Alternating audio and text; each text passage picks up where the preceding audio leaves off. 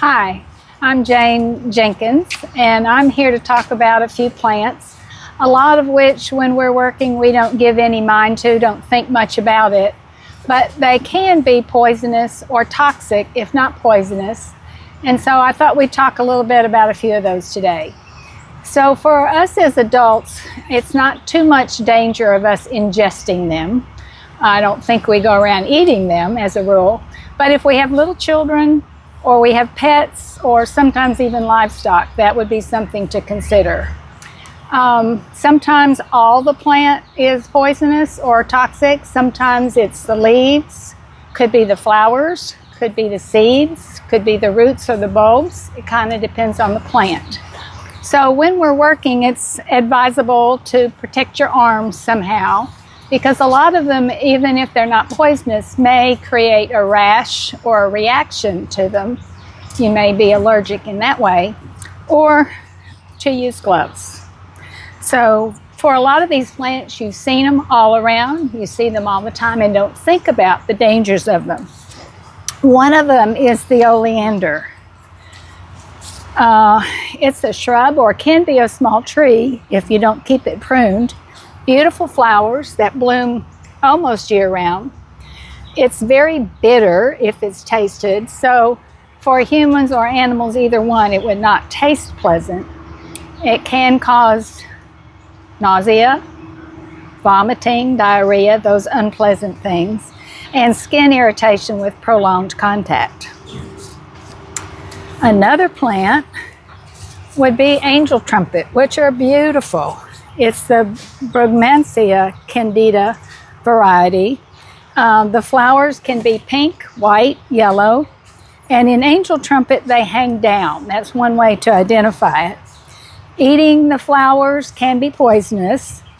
The leaves can often cause a reaction to those that are allergic, and that's what I had heard before and hesitated to plant one for a while, but I have them and they're doing fine. You may read in old novels about being poisoned by belladonna. So this plant is one of those things that you read about in folk medicine because it causes hallucinations.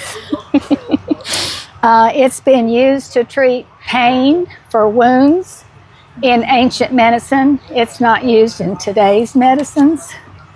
It can change perceptions and in reality. And it says it would take 10 flowers for it to be toxic. So you're not going to eat 10 flowers. The relative to that is datura, which instead of hanging down like it did on the angel trumpet, the blooms face up. This is in the nightshade family and is toxic.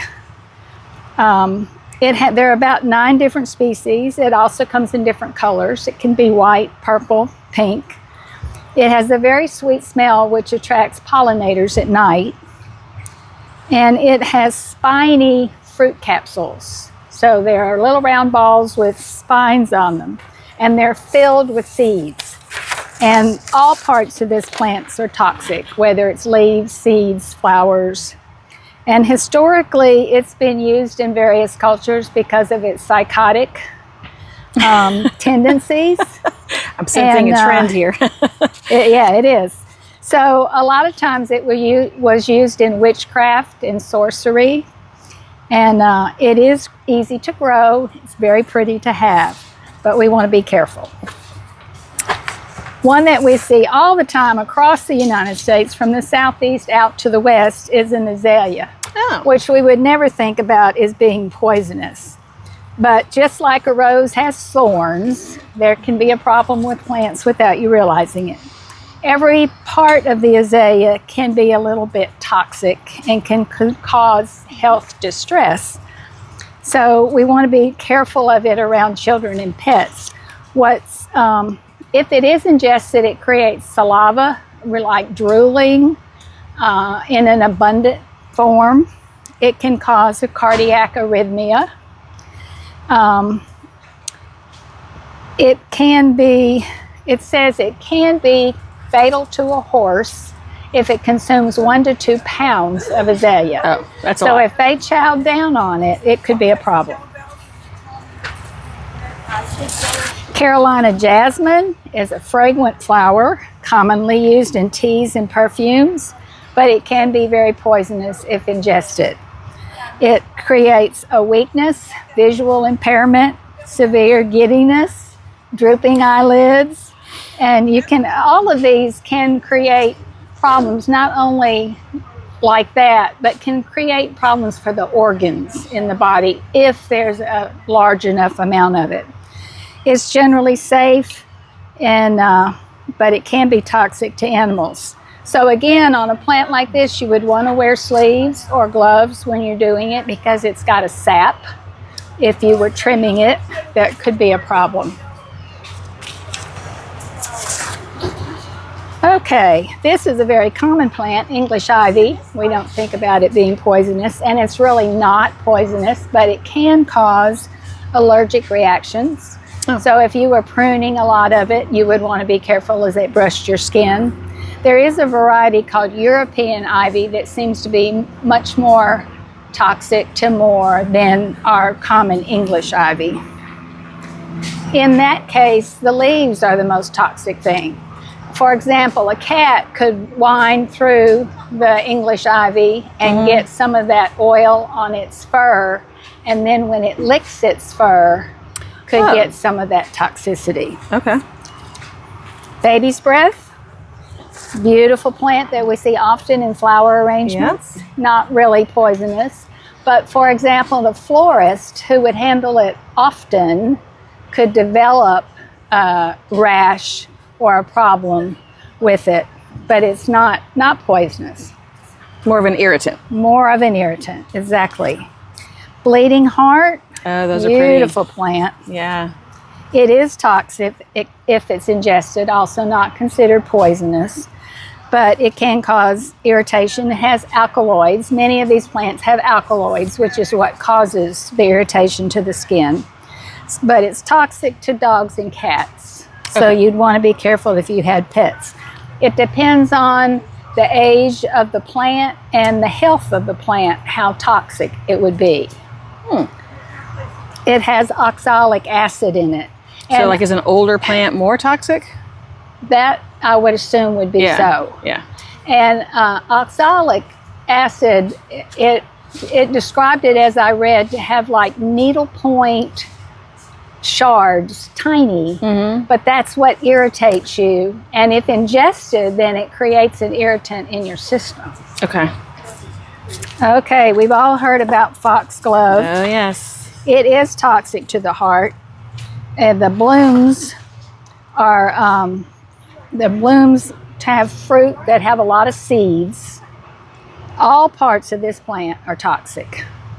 So the botanical name is Digitalis purpura. Digitalis is the name of a medicine used for the heart. So if you were to ingest this, it could change the rhythm of your heart. In medicine, its purpose is to increase your heartbeat, but it can also slow your heartbeat. So if you're one who makes herbal teas or something like that, you need to know what you're doing, because if you ingest this, you're giving yourself an unregulated dose of heart medicine. This is another common flower we don't think about, the morning glory. It has funnel-shaped flowers. It has seed pods that have 4 seeds in it, and those seeds are extremely toxic. And again, you've read about the use of those seeds in rituals. Back centuries ago, some of the priests used it, believing it made them more divine, that they could communicate better with God. They also kept the use of these secret, so they would label it as witchcraft or the devil's work. But the most awful thing I read was that they used this poison to numb people before they removed organs from them for a sacrifice. It must be pretty powerful. Yeah. Okay, a common house plant is the peace lily. And it's considered toxic to humans because of the presence of a calcium oxalate crystal which is what I was talking about. It can cause discomfort and irritation to the mouth, the digestive system, the internal organs, nausea and vomiting, that kind of thing.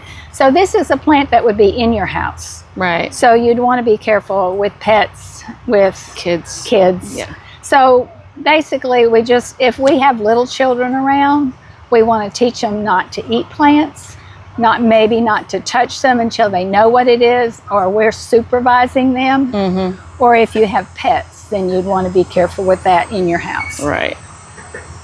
Lilies of all kinds. That's a peace lily. You've got lilies in your yard.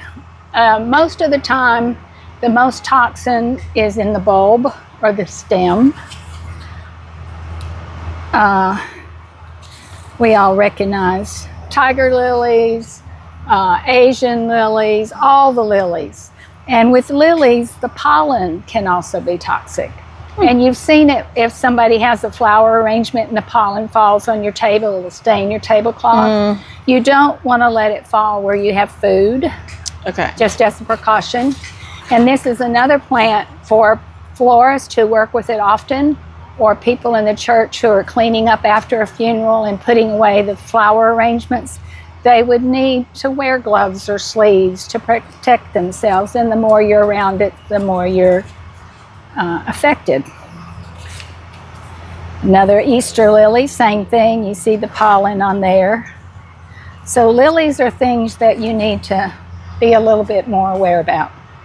This lily, the lily of the valley, seems to be the most potent of all. And that's not one that we see around here a lot, but it has has many compounds that affect cardiac, that would affect your heart. So it can stop or cause too much blood clotting, would be one of the effects of this. And in this plant, it's the root that has the most toxic effect. It's not a plant that we see growing here so much. We're too hot. Cyclamen is a plant we often see and is often used inside the house as well as outside. And all parts of this are toxic to the human. So in small doses, it can cause diarrhea and excessive loss of fluids. Higher doses can cause spasms and breathing problems. So again, for dogs and cats, any of these with enough dose can affect the organs in your body and cause shutdown. One of the organs that I've read about often, it's your kidneys that it affects. All right, and then lantana is something we see around here a lot. There are different varieties of lantana.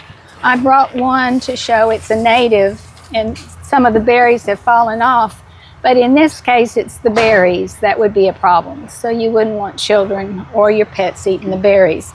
There are varieties that are berry-free, and that's most of what we see with the commercial varieties.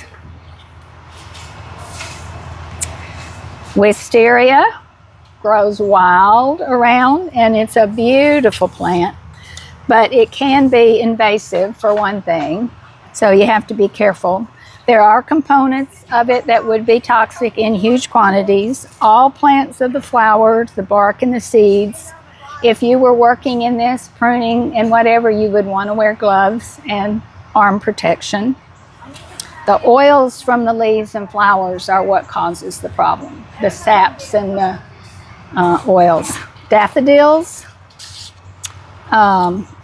they're part of a family of plants called narcissus, and all of the plants contain lychlorine. And it's the highest concentration in the bulbs in this case. So it also contains oxalates, which are difficult, and that's what affects your cardiac. So anytime you have a problem with any of that, the Poison Control Center is where to call. You know what this is. Leaves of 3. Leaves of 3, leave them be. 85% of the population is allergic to this or has a problem with it. Some of us severe. The thing about poison ivy is that once you touch it, it's the oil, that causes the problem, and it doesn't show up for 2 or 3 days.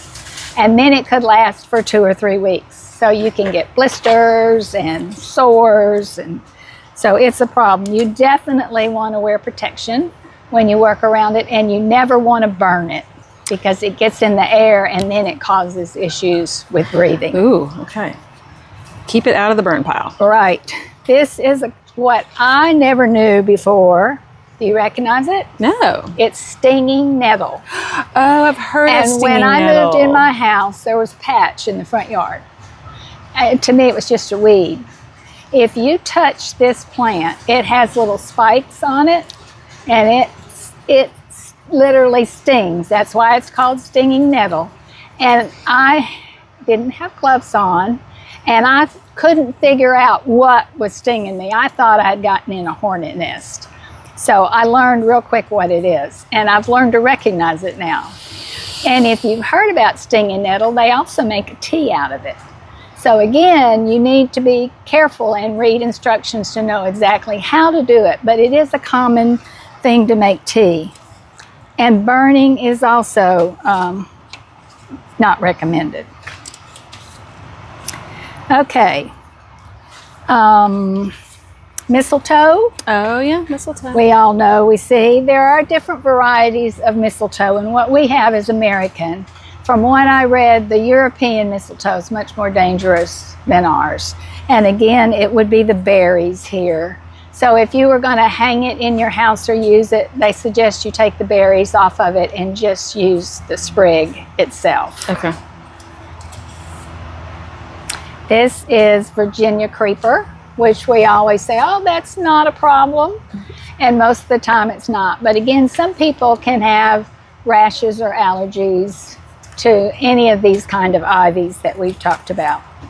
So those are some of the varieties of plants that I think are common in our world, that we see often, that we don't think about being toxic, but they can be if they're ingested or handled unwisely. Excellent. And so basically protective gear and learning how to identify them and have poison control number on hand. And teach your children not to touch or taste. You need to be supervising them as well as your pets. One interesting thing I found thinking about livestock, we talked about horses and azaleas. Sweet potatoes, if you're going sweet potatoes, are toxic to cattle. Oh. So you just kind of have to know the plant you're dealing with, where you put it, and who lives around it. Excellent. Well, thank you so much for your time. You're welcome.